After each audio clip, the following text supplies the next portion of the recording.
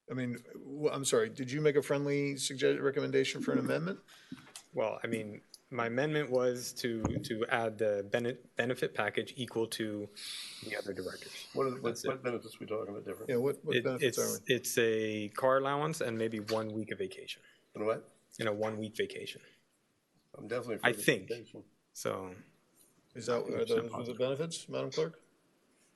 I'm sorry? I know she The does. The car benefits allowance that- is the main. The car allowance, is that what other directors are getting that you're not getting, and 1 extra week Car of? allowance, and And both clerks before received I it. think it's to 3 years, it's 2 weeks, and then believe that's what it is, 3 to 7 years, but All right, so you are asking for An a extra car week. allowance For a friendly amendment for her. for how much is it? Extra week vacation. Car allowance. It's How much? $500 a month, so it'll be $6,000. $500 a month? That's how much all the other directors. Except for Steve. Okay, Except for Steve. I'm fine with that. You're so you're accepting the friendly amendment, okay. Thank you. Then I guess we should. all those in favor? Aye. Aye. Opposed? Motion carries. Well, then I'd like to make a motion to change Steve's car allowance also. Because I Double it? negotiated. We should double his car I allowance. negotiated $250 with him. And you So- can have 2Fs. And he was very upset when he found out he should be getting more. We still have I thought he got 0. I'll second that. Take back So I got a 2Fs. second on Again that. for the motion? I made a motion to double Steve's car allowance because he should get as much as you. Ed, don't joke when we were in the middle of. Still have another issue. It's, may I ask you a question Hold on. on the may- resiliency officer I'm assistant? sorry, the what? We had, I know these are small amounts, but it's also part of there was a proposal, because obviously you don't want us to go through this, which we should have been doing all along.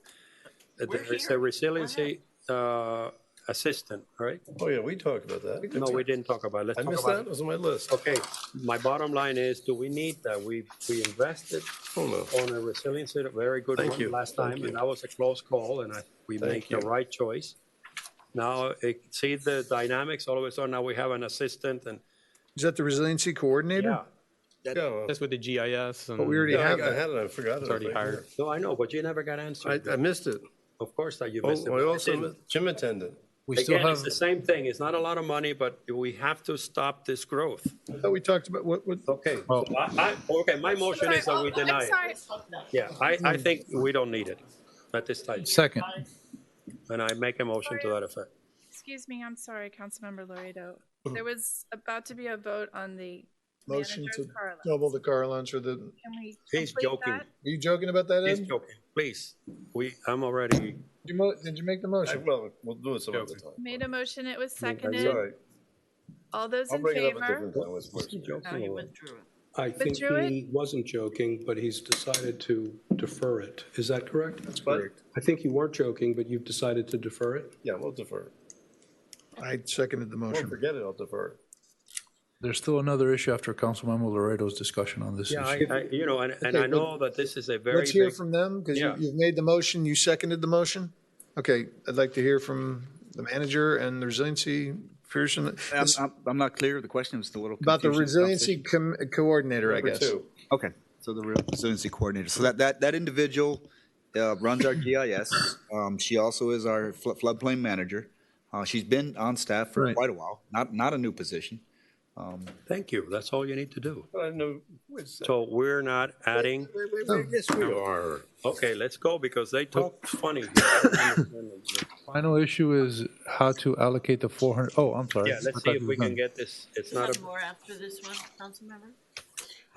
no, because we're under a lot of pressure. No, so we're not- I no, wasn't- fine. I wasn't asking it No, because I no. want to go. You I'm know, asking bottom just line is, I'll wonder get if to there- the end and the bottom line and how we end it, or what it looks like we end it. How much is this position? How much does it cost? All right. What's the cost of the resilience coordinator? No, you had it there before. My mistake. It's not a new position? No, No, it's not, no, it's been there. It's been there. So this is not a new position, No. and it's not an increase in salary. yeah, but Well, what do just you COLA. need it for? 4% increase. The COLA What do you need it for? for GIS and flood management. GIS, I mean, again, we're talking about GIS about a mile, right? Mile and a half. GIS is great.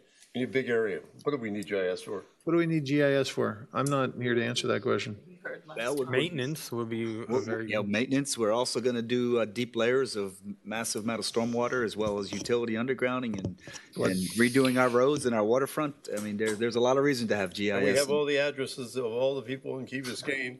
There's nobody that meets and bounds, and it's all lot and subdivision and addresses. Why do we need GIS?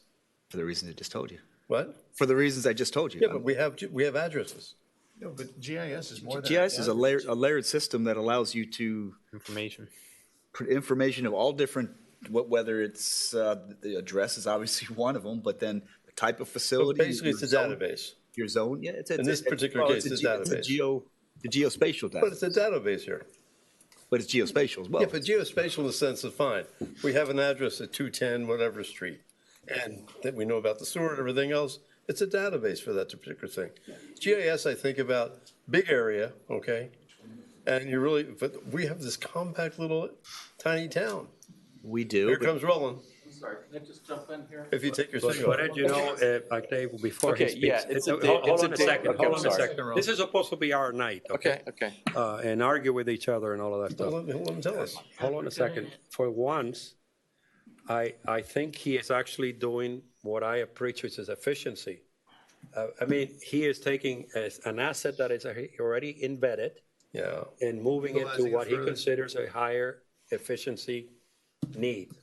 So I know where you're going, but I disagree. I'm saying I what- actually applaud, this is the first time that with the resources, this is the true definition of efficiency. Are you He's saying withdrawing your this motion? person- If you need it. Huh? If you- Yes, because I didn't know it was an If existing. you need it. There's one more motion which we have not voted on, But reallocating the 400,000. yeah, no, let's finish this because Okay. there was a Okay. misunderstanding. Okay. I thought it was a new position and now. Make a motion for a 10-minute extension. Second. All those in favor? Aye. Opposed? Motion Mr. Mayor, I know that Councilman Segwittle still wants to do the motion on the 4,000. I applaud that, but we still have some recommendations on some modifications from first hearing that were recommended from council and also brought back from staff. Okay. You can just go Presented. That's the page I was on. Yes, sir. Page 50, yeah. Okay, and what are those? I'm not sure. Can you see those well or not? We can see them. We have a copy. Okay. I don't have a copy. I didn't Oh, bring I'm the sorry. copy. I thought- So first recommendation is the $5,000 one-time bonus for the police chief. Thank you. That was fine. That was a suggestion last time and added for I this love it. time, and know, I think great. it's something I that made the we suggestion should. last time. I think it's a good idea. But the same as the Jason addition with doesn't the want it, clerk, but I we'll think we force should him to vote take on it. it because it was the exact same procedure. I and- move it. Second. But you All right, were just you were vote yes. moving All Jason, those- you weren't moving the clerk. Moving Yeah, Jason. Jason's. All those in favor? Aye. Opposed? Motion carries. Second item was Jason. the clerk, and we've made that modification through further motion. Right. Third one was our mistake. We had placed the program coordinator as a part-time versus full-time. That was a accounting area, so that adds back to 23,000. And then lastly, we have put $34,900 in the budget as this Rickenbacker RFP situation begins to be a little more heated. We want to make sure that we have the ability to reach out to a consultant if necessary. RFP for Rickenbacker. Okay. Yes, sir. The first three already approved. The last one, I guess I'm not going to argue with you about needing another consultant. Second. So we'll move the whole thing. So those All those in favor? Aye. Opposed? Motion carries. Those are the increases, and I did not quite capture, going through there, what was the actual total increase for the village clerk's salary? I'm not quite sure I caught that. It was the inclusion of the benefits. Yeah, so it's a net effect. We took away the $14,000 increase, but we increased the special pay by $6,000, so it's $8,000. 8,000, okay. No, not $6,000. How does that come out to $6,000? For The car, 500 a month. $500 a month. how much is that? 12 months. 6,000. 6,000. By the way, if you wanted to be serious about your motion on Steve's car, tonight's the night to do it. Okay. Well, basically, I negotiated with Steve his contract, and I negotiated $250. That's all he wanted. Obviously, he found out afterwards that everybody else was getting $500. So So I move he it. he came back to me, and obviously I said the deal's the deal. But now we're going back with whatchamacallit, Jocelyn. So it's really not fair to Steve. We're going to make a deal with her for 500, I mean, he certainly should have the same thing and she does, that everybody else does. Second. So that's All where those in favor? Aye. Opposed? Motion carries. Keep working on those numbers, Benjamin. All right. So the recommended Ignacio's. decreases for the budget modification, when we change, and this will obviously have to change if we make some modifications tonight, but every time that the millage is changed, that changes the amount that we have to put into these PROS special revenue funds, so that's just one of those accounting things that'll have to move. Secondly, as we were going through this process, we identified that we had two firefighters that were going to retire, which means they were going from step 9 or 10, which would go back to step 1, saving us $93,000. We were also, one of the things that we neglected to do as we were going through some of the new positions was to allocate them to Stormwater Enterprise Fund. We were able to allocate $92,000 to the Stormwater Enterprise Funds. And then we were able also to reduce $8,000 off of the repairs for the community center, coming back with a better cost estimate. And then also we identified that we had left the police chief's pay at the former police chief's pay, so we reduced that by $13,000 for the incoming police chief. You don't need any motions for that, right? We agree, it's good. So, Okay. What's the net effect, Steve? we'll let Benjamin figure that out, but I know we decreased the village clerk salary by some. We added additional We didn't. amount. I thought you had the number, it's okay. No, we decreased the clerks from 14 to 8 increase, right? So that reduces. So we us- reduced it 6,000. No. What's on the budget tonight? And then Then we added 6 more for the car, so it came out the same. No, including the car. It went the down car. 6,000. That's why I want to clarify. Yeah. Okay. But we went up 3,000 on the manager, so. So we've decreased 3,000. So, yeah. So the net effect here is minus 3,000. So which your big strategic plan, as I hope had been today, was that after the first meeting, or several meetings we have, but certainly the last one on September 7th, where we targeted, just without binding, just so that we would have a goal of 490,000, we have reduced it by 130. Well, now we got the 400,000 from the Yeah, but let's underground. say, put that aside for a minute. So that whole exercise of 3 weeks have netted us just $130,000 out of $35 million. No. Incredible services for our people. No, it's actually netted us at this point $28,000. Huh? At this point, I'm counting 28,000, but still with the $4,000 still. 400,000. I'm looking at 400,000. your graph on page 50, No, but those were increases and decreases. correct? And the net result of that is the difference, 134,404. You just saved 180,000 on four. Correct, yes, from previous, yes. For today, based on that, is an additional 28,000. Is that what you count? Additional 30 from today. 30, okay. So let's round it up to 150, 160 from 160. Up 160. So out of the goal or dream of 490, we've, after all this fighting and all of that time that you spent, that's all you can come up with. You got about a third of it. Well, it was a goal or a dream of 3 council members Yeah. and serious questions of 7 council members, but that's the result. Absolutely. We're all serious, sir. We're all serious. Sure. And we all do our homework. Of course. And so the bottom line is that we're clearly on the slippery slope. We had a significant, almost $2 million reduction the last fiscal year, roughly from 36 to 34. And now we're going from 34 to 35.6, give or take. $1.5 million. With the reduction of a trim. So, but forget about the trim. In terms of actual expenditures that you're authorizing, we've gone up. So we were moving in the right direction. Now we're back to the other direction that we inherited from previous 8 years of I want to make one motion, which, so that's it's a very simple motion. We have a number of positions when you look in your books that haven't been filled in years, but they're on the book still. And to me, anytime a bureaucracy has positions that have been approved, even though no one's in them, somehow or other, they get filled later on. So I would like to make a motion to remove all positions that have not been filled, say, in the last 2 years. And there's a whole bunch of them. Such as? You want me to go through them with you? I'd be happy to. Send this memo. Manager, assistant manager. Okay, that's one of them. I'll give them to all. I think you put it on your memo, no? I don't think we have a system manager. I know, but it doesn't matter. We have a position for it. No, that was just. Yeah, if I can clarify, there was a 4-year These are history. all- Wait, hold on, let Benjamin speak to this. For the authorized positions chart, so you understand it, it was presented with a 4-year history, so you can see the history over time. Yes, So because the position was budgeted in the 2019 budget, we haven't had that position budgeted for the last 3 years. It does not exist. It's not a it's not a budget item. It's not a. So in other words, none of those positions exist anymore. Only the ones that we were approved tonight. Only the ones that have a number are the ones that are. It's just a historic record to Thank show you. the progression over time. Good, okay, great, thank you. So are we voting? Councilor Sigarella has a motion. Yep, I move that we.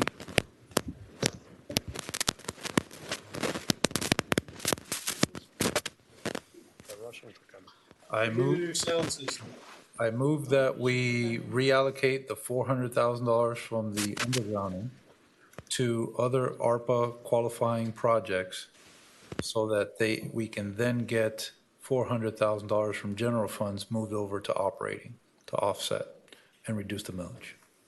I would delete the last part of what you said. That's sort of a statement. Reduce the millage? No, I would just to remove it to general fund. But The editorial that you entered in so that we can reduce budget. could Well, probably- well, The general funds. Well, we need to move the general funds into operating then. If not, it wouldn't have an effect. It would just stay in general funds. What you want to do, in effect, is take that 400 and use it to pay for things that are presently slated to be paid out of general funds. Correct. Qualified. Yes. There are several projects that are partial ARPA funds, partial general funds. Let's fund it as much as possible with those 400,000. Yes. Mr. Mayor, if that ends up being the directive, we'd ask 15 minutes to step aside to do that calculations. Well, okay, let's be clear though, we're budgeting right now, right? Yeah, but if we're going to do millage, he needs to find out whether it can actually be done or not. And it can't be risk because you. Can't take Benjamin that long, he's fast. The risk Wanna make sure we do it right. is that it turns into a loan. I'm uncomfortable with this because I do not want to because if we make mistakes, we have to pay this all back. Yeah, it turns into a loan. It shouldn't be a problem because the projects are already identified. Yeah, but, I mean. They're partially qualified already. Yeah. As long as 100%. That's why I said qualified project. If it's the one Ed identified, that was what, 217,000? That's a whole bunch of. And, another, I don't think because the money hadn't been earmarked, that's not Yeah, a big. it was not that the project needed to The fit. ARPA, when it's already ARPA's money's going in there. or when it's a revenue, Yes, except Ed, what we learned was that you could use ARPA funds up to the dollar amount that you had previously budgeted. or if Let you me had a finish this reduction. idea. That we had already budgeted in previous years but didn't spend because of COVID. Not that because this category qualified, it was the dollar amount within the category. No, or if there was a reduction in revenue. That's not it. Just get a extension and then I'll explain. I move to extend for 10 minutes. Second. Good. Yes. Favor? So the ARPA funds, as we said, have no restrictions. They can be used for water, sewer, broadband, and Exactly. stormwater, okay? There's no restriction. There is the ARPA funds can also be used to the extent that you have a reduction that the village has, Benjamin has calculated. 3.1 million. Okay, that can be used on what they call government services. Okay, as well as pay-go projects, is what Allison was describing. Government services is broadly defined. Okay, administration in the budget has not provided ARPA funds for anything for quote-unquote government services because remember these are not recurring funds. So, and I think Frank made a comment before that it was like a straitjacket or a can. I think that Benjamin starts to explain when they put the budget together, but that's the realm of what the funds can be used. It can be used for other things like premium pay and stuff like that. But for purposes of right now, those are the categories that it can be used for. So, Which include operating. yes, so specifically for the government services, it's broadly defined, and it can be used for, hold on 1 second, let me just read it to you. Maybe we don't need to think so hard because, for example, the St. Agnes lights are 300 of the 400 roughly. Yeah, but can you do that? The St. Okay. Agnes lights. So it can be As used. if it wasn't budgeted. It can be used for, including but not limited to maintenance of infrastructure, okay? Pay-go spending, which we talked about, for building new infrastructure, including the roads, monitorization of cybersecurity, including hardware, software, protection, and critical infrastructure, health services, environmental remediation, school or educational services, and the provision of police, fire, and other public safety services. So we have environmental remediation at 530. Yes. So that's, In the CIP. and I can tell you, and I'm going to speak, and I know I'm trying to stay in my lane, but I'm just going to try to speak for the administration and talking to them, that they feel more comfortable if you were to fund it in an infrastructure-like project. Yeah. So I think government services. as opposed to a government service. And the reason behind that, and Because in future years, then they're going to have to make up. yeah, you're not getting that income coming in, and it's going to make it jump. That's correct. And the revenue reduction is, the way it's planned in the interim rule is it's supposed to decrease. Now, this may not happen if you this game, but the way it's supposed to decrease as the years go on because the economy is supposed to bounce back from the effects of COVID. That's the theory behind it. So we have enough infrastructure projects to be able to apply $400,000. No problem. We can make that recommendation. All right, I'll move for an extension of 20 minutes. You got it. All those in favor? Aye. Aye. Take a recess. Do we vote? Don't we have to vote? No, let's have it, it does meet with your I'll requirement. second it. Well, and then we used those offsetting funds to reduce the millage. No, Well, that's not part of that's the. where, Now, Right, okay. okay. Yes, calculate that. All those in favor? Of what? This Zagarola's motion. no, we're not doing that. No. I think right now, the meeting's been extended, I believe, until midnight. How much do you think we spend this for? They're gonna calculate, tell us how it would affect, and then we vote. Right? Wasn't Mike's motion for 20 minutes? No, it's not for the 5 minutes. They said needed 15 minutes, so they can come back and we have 5 minutes.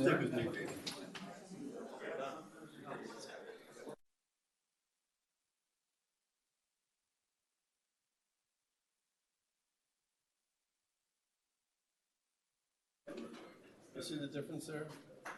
Debt service, which has nothing to do with us, went down by $1 million. So you gotta subtract that, so it went to 33 million. Subtract that from 35, 2,168,000, we went up, okay? Which is 7%.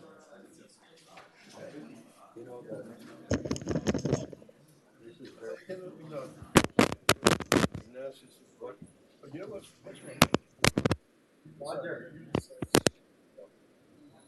No, they're all muted, except for this one that I'm just testing to find out. You know, us, you know, threats, if we're doing the police. No,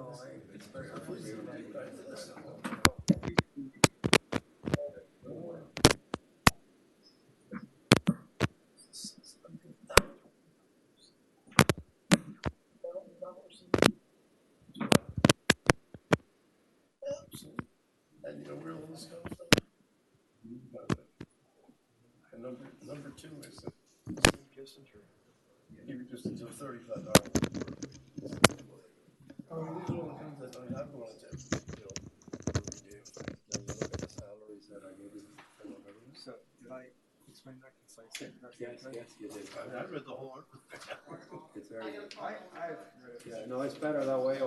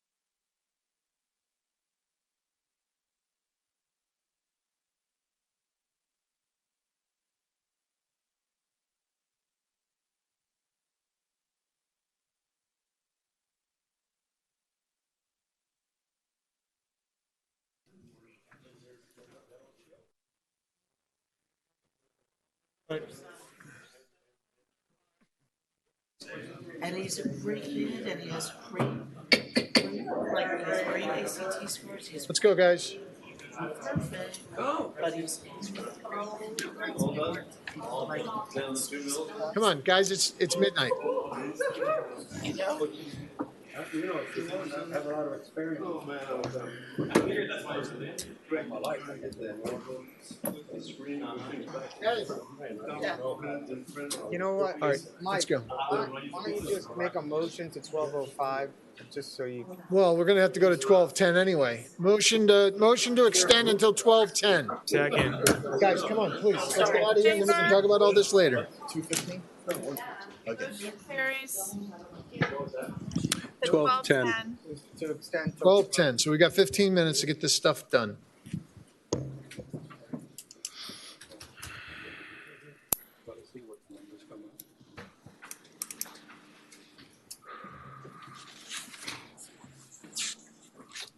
All right, let's hear it. All right, Mr. Mayor, as I clean my glasses, I'm getting a little tired tonight.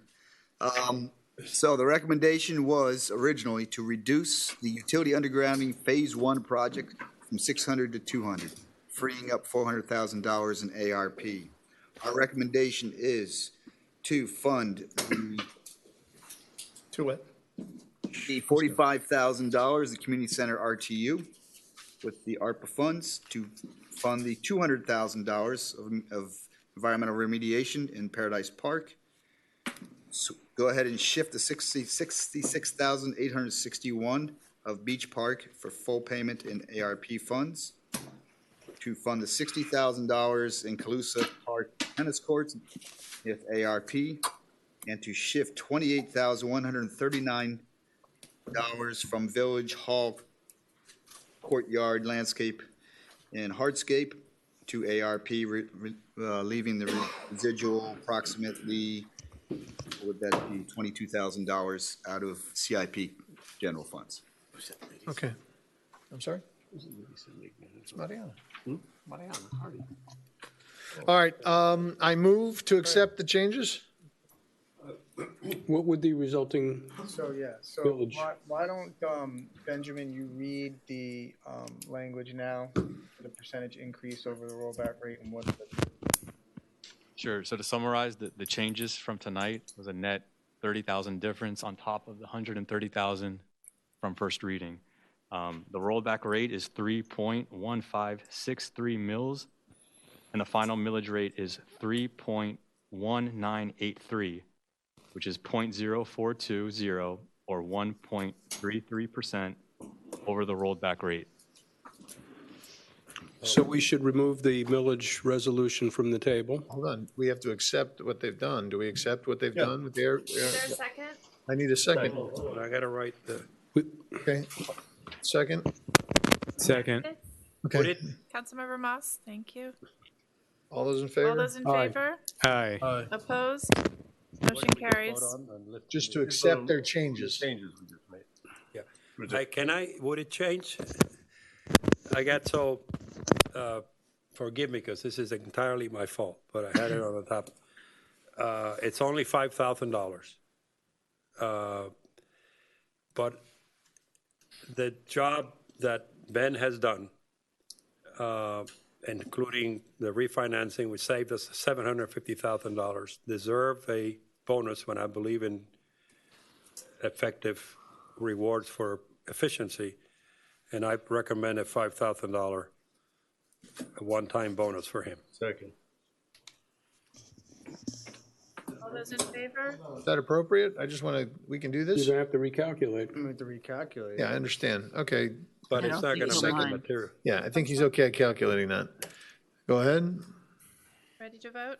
Yeah. All those in favor? Aye. Opposed? Motion carries. Okay, so now the number becomes 3.1987. Wait, 3.197. The rollback is 3.156. Correct?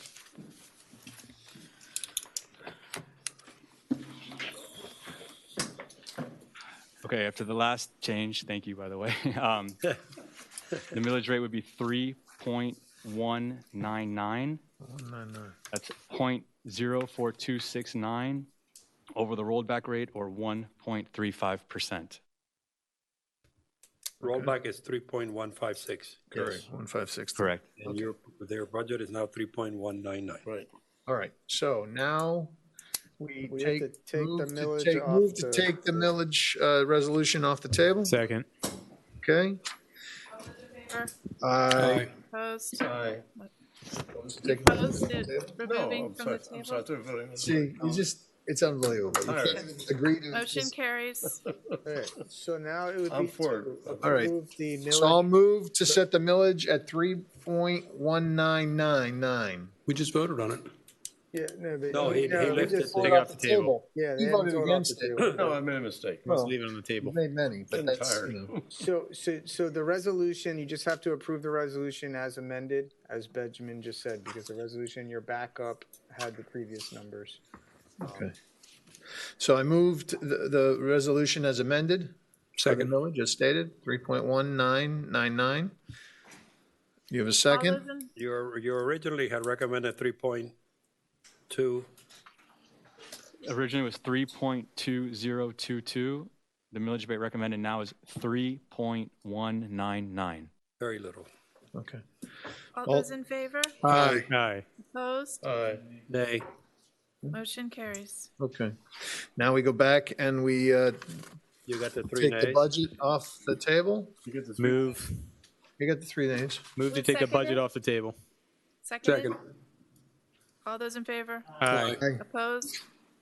Well, this is a second Carries. reading. Should we do roll call on the budget? We have to do roll call, yeah. Roll call Move on to, the move to budget. approve the budget Second, It should be moved and approve the budget as amended, I think. as amended. as amended, yes, apologies. Second, Councilmember Laredo. No. Vice Mayor London. No. Councilmember McCormick. Yes. Councilmember Moss. Yes. Councilmember Segarola. No. Mayor Davy. yes. Councilmember Kaplan. Yes. The ordinance is approved on second reading. Move to adjourn. Discussion.